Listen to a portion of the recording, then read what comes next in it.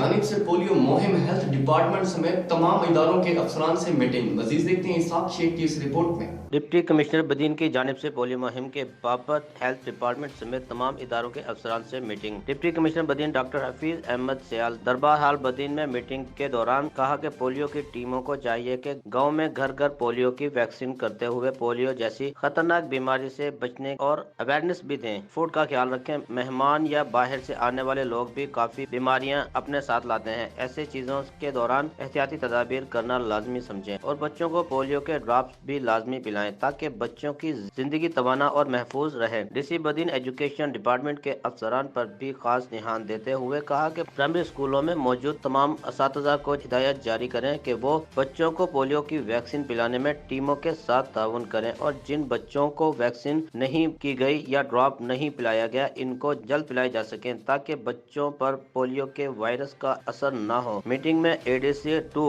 احسان میمن، اے سی بدین اسد اللہ کھوسو، کریم بخش گڑائی سمیت 5واں تعلقہ کے assistant commissioner, focal person, تابعدار WHO اور پریس کلب بدین کے صحافیوں نے شرکت کی۔ کیمرامین ٹیم کے ساتھ اسحاق شیخ، راز نیوز بدین۔